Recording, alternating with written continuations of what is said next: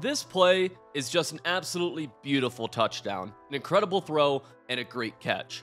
Now tell me why this exact same play versus the exact same defense gets easily intercepted here. Well, the secret to this is actually pretty simple, and it's something I've been using throughout my years of playing Madden, whether it was in tournaments worth hundreds of thousands of dollars, or when I was just aspiring to try to get better at the game of John Madden football. In this video, I'm going to be unveiling to you exactly how you can score touchdowns literally every time you're on offense, no matter what skill level you are, no matter what game mode you play, and no matter what style of offense that you want to run. Let's go back to those first two plays. Why was one of them an easy touchdown while the other was an interception against the exact same defense? Well, if you look at the ball placement here, one of them is thrown down and away from the defender, putting the ball in a spot where only the wide receiver could come down and make the catch, making sure the ball could not be intercepted. The other is thrown up and inside towards the defender, and that's the one that got picked off. This is one of the biggest things you could do right now to improve your offense, and it really comes down to just two things. First, you want to point your left stick while you're passing in the direction that is away from the defense. This is called pass leading, and make sure that your wide receiver is the only person who's going to be able to get his hands on the ball. Inside of your gameplay settings, you should copy exactly what I have on the screen right here, because these are essential for freeform passing. This is a must in Madden 24. Now, the freeform passing mechanic seems like a pretty advanced feature, but I promise it's very basic. All you want to do when you're passing the ball is to hold the left trigger or L2 to activate freeform passing, and then push the receiver's icon that you want to throw it to while holding the left stick in the direction you want to lead him. This is going to give your passes far more range, and you'll be able to have way more control over where the ball is going to be going, which will allow you to fit the throws into some pretty tight windows. Throughout this gameplay, keep an eye on how I throw every single pass, and if it's over 8 yards, you can pretty much guarantee I'm going to be freeforming it. Plus, as a little bonus, I'm going to be purposely fitting in a few tight window balls here just to seriously point out the power of freeforming and how big of a difference it makes. Now, what if I told you there was a way to get your receivers open on literally every single play, and it has nothing to do with glitches that break the game or defenses that just aren't able to react? Watch how I'm playing offense right here. You're seeing receivers get open on literally every play. My main goal here is to attack spaces on the field. Each wide receiver is attacking a specific space that is helping another receiver get open by attacking their own space. Look, let me explain here.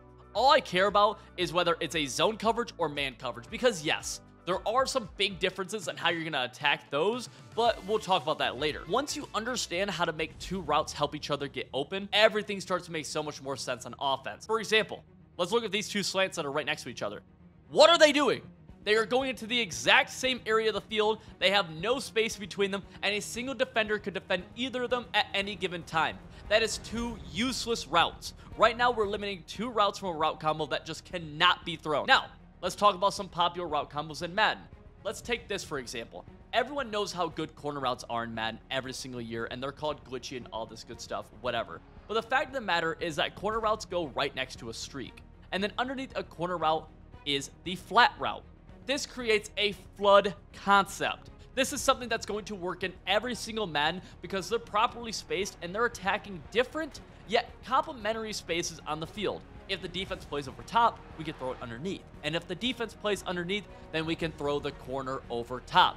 This is what we call a good play in Madden. And yes, you could see it right here. We could run this out of gun bunch. We could run it out of compressed tight sets, which are the overwhelming meta year after year. I get that. But we can also do it from under center single back sets. And we could do it from shotgun spread as well. These are concepts that you can take no matter what your skill level is or what scheme you want to run, and we can add this into your game immediately and start helping ourselves run better plays that are going to set us up for success more often.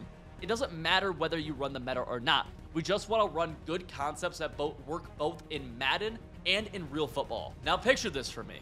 You've called some good plays, you're attacking the entire field, you're doing everything I've said so far, and then bang, you take a giant sack to the backside. And I'm not talking about the type of sack that you might get after a night out with the boys. I'm talking about the sack where you find yourself on a 2nd and 25. This cannot happen. And even worse than that is throwing an interception. There is no excuse to be throwing picks in Madden 24, boys. The quickest way to lose yourself a game is by shooting yourself in your own foot. Now, I get that it is impossible to play perfectly for an entire game, but what I like to do is I focus on sprinkling in some easy plays and some restraint plays into my offense. What that pretty much means is that plays I can run without putting a bunch of mental strain on myself, not having to have the perfect pass lead, the perfect high ball, the perfect this and the perfect that. And a lot of people immediately think that running the ball is what I mean right here, but I want to go a little bit deeper than that.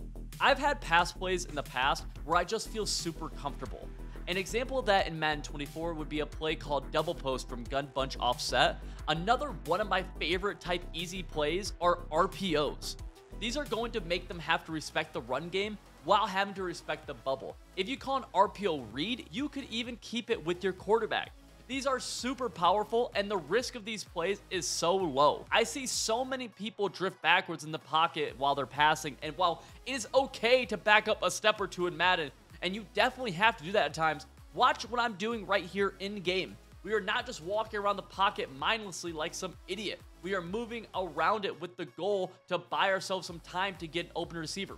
Pocket presence is important in Madden, and if you find your receivers constantly not being able to get open, I need you to consider two things. First, I just want to make sure that you're not here missing reads, that you're not just missing the timing. You have wide receivers that are open and you don't know that they're open. That's the biggest, baddest thing you could do. And the next thing here, are you even calling good plays like we've talked about? High-level quality plays that are attacking spaces and leave separation between your receivers. You're not just running two slants right next to each other that look like two bumbling idiots down the middle of the field. And neither of them would ever get open. You've been totally lied to up until this point in Madden. The worst thing I hear constantly is that you have to attack every single coverage differently.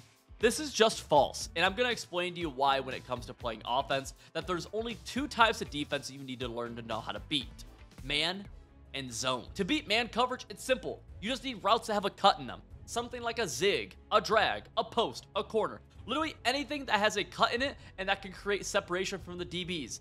Against zone coverage, it's all about flooding one area of the field with either high-low concepts or spacing concepts to force zone defenders to choose between two receivers and leave somebody else wide open.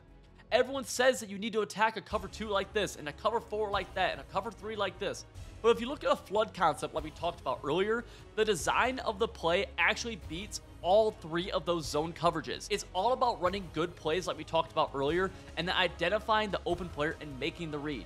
Now, is trying to read individual coverages and what the defense is doing, is that just a sham? No. But it is not the most important thing as everyone tries to preach. And if you're skeptical, here's a conversation I had with D-Croft the other day, who has over $130,000 in earnings playing this game of John Madden football, and he agrees that offense is about attacking spaces more than it is about reading specific coverages. This entire video becomes useless if you're not running good plays. If you're wondering what types of plays you need to be running and some examples of good plays, then you should watch this video right here where I break down a ton of different great plays that you can start using in your offense right now.